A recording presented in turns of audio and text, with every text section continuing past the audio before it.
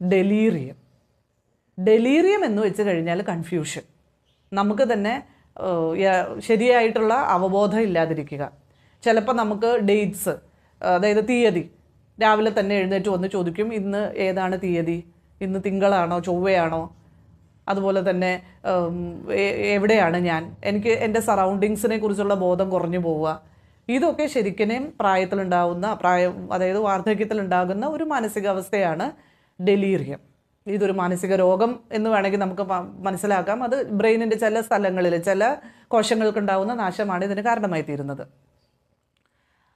ഇങ്ങനെ ഡെലീറിയം ഉണ്ടാവുന്നതിന് നമുക്ക് ശരിക്കും പറഞ്ഞു കഴിഞ്ഞാൽ അത് ഏറെ ബുദ്ധിമുട്ട് അനുഭവിക്കുന്നത് അസുഖങ്ങൾക്കൊക്കെ മരുന്ന് കഴിക്കുന്ന ഒറ്റയ്ക്ക് താമസിക്കുന്ന പ്രായമുള്ളവരാണ്.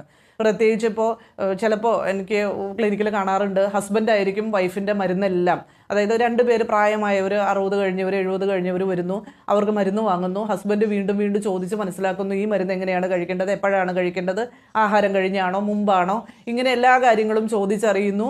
അദ്ദേഹം അത് നോട്ട് ചെയ്യുന്നു, ഓർത്ത് വെക്കുന്നു. എന്നിട്ട് പറയും ഇവളൊന്നും എടുത്ത് കഴിക്കില്ല, ഞാനാണ് എല്ലാ മരുന്നും എടുത്തു കൊടുക്കേണ്ടത്, സമയത്തിന് എടുത്തു കൊടുത്തില്ലെങ്കിൽ ഒന്നും കഴിക്കില്ല.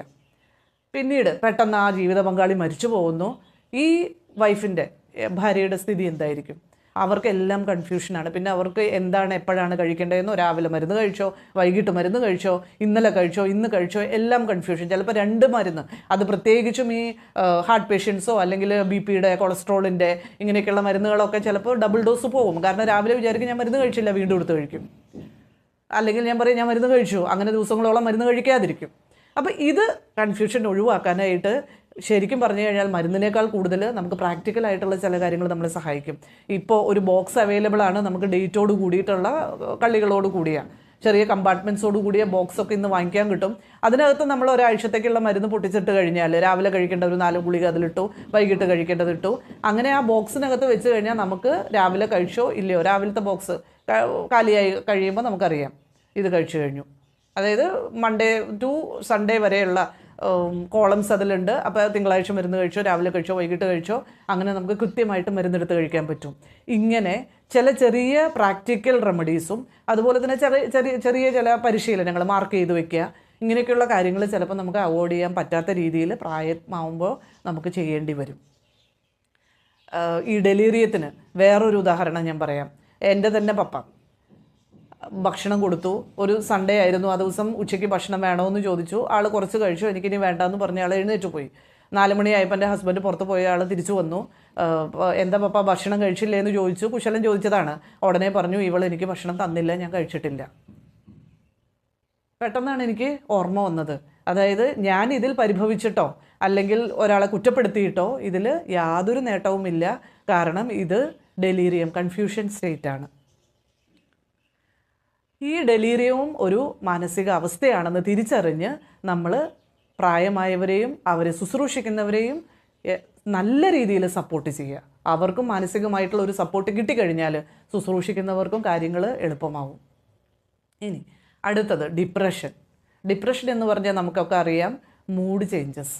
പലപ്പോഴും ചില സമയത്ത് കാരണമൊന്നുമില്ലാതെ സന്തോഷമായിരിക്കും, ചില സമയത്ത് ഭയങ്കര മൂടിയായിരിക്കും. നമ്മൾ എന്ത് ചോദിച്ചാലും അതിന് നമുക്ക് നല്ല പ്രോപ്പർ റെസ്പോൺസ് ഒന്നും കിട്ടില്ല. ചിലപ്പോൾ നമ്മളോട് ദേഷ്യപ്പെട്ടെന്ന് വരും. നമുക്ക് ഒരു കാരണവും ഇല്ലാതെ ചിരിയും കരച്ചിലും ദേഷ്യവും പരിഭവവും എല്ലാം വരും. ഇതും വാർദ്ധക്യത്തിലുണ്ടാകുന്ന മാനസിക രോഗത്തിൻ്റെ ഒരവസ്ഥയാണ്. ഇതിനൊക്കെ നമുക്ക് ആയുർവേദത്തിൽ ഒരു ഗുളികയുണ്ട്, മാനസമിത്ര വടകം. ഇത് നമ്മളെ ശരിക്കും ഉറക്കം കിട്ടാനായിട്ടും, രാത്രി ഒരു ഗുളിക കഴിച്ചു കഴിഞ്ഞാൽ നമുക്ക് ശരിക്കും ഉറക്കം കിട്ടും. അതുപോലെ തന്നെ നമ്മുടെ ഈ മൂഡ് ചേഞ്ചസ് അത് കുറച്ച് കുറയും. ഇനി വല്ലാത്ത രീതിയിൽ ഈ ബുദ്ധിമുട്ടുകളുണ്ട് എന്നുണ്ടെങ്കിൽ നല്ല ഒരു ഡോക്ടറുടെ സഹായം തേടുക. ജെറിയാട്രിക് ഡിസോർഡേഴ്സ് എന്ന് പറഞ്ഞ് വാർദ്ധക്യകാല അസുഖങ്ങൾ, അത് മാനസികമായാലും ശാരീരികമായാലും ഈ അസുഖങ്ങൾക്ക് മരുന്ന്, പല അസുഖങ്ങൾക്കും മരുന്നുണ്ട്. ചിലതൊക്കെ മരുന്ന് കഴിച്ചു കഴിയുമ്പോൾ അവർ കംപ്ലീറ്റ്ലി നോർമലായിട്ട് ബിഹേവ് ചെയ്യാൻ തുടങ്ങും. അപ്പോൾ അത് കാരണം കൊണ്ട് നമ്മളിത് ഇഗ്നോർ ചെയ്യരുത്. ഇങ്ങനെ വരുമ്പോൾ തിരിച്ചറിയുക, ഇത് വാർദ്ധക്യത്തിലുണ്ടാകുന്ന ചില അവസ്ഥകളാണ്. ഈ അവസ്ഥാവിശേഷത്തിന് ഞാൻ ശരിയായ വൈദ്യസഹായം തേടേണ്ടതുണ്ട്. അത് ചില ഗുളികകളൊക്കെ കഴിച്ചു കഴിഞ്ഞാൽ ഇതെല്ലാം നോർമലാവും. അപ്പം നമ്മൾ ഇഗ്നോറൻസ്, അതായത് അറിവില്ലായ്മ കൊണ്ട് നമ്മൾ വെറുതെ സഹിക്കരുത്, കഷ്ടപ്പെട്ടുകൊണ്ടിരിക്കരുത്. നമ്മൾ പ്രോപ്പറായിട്ടുള്ള ഒരു വൈദ്യസഹായം തേടണം.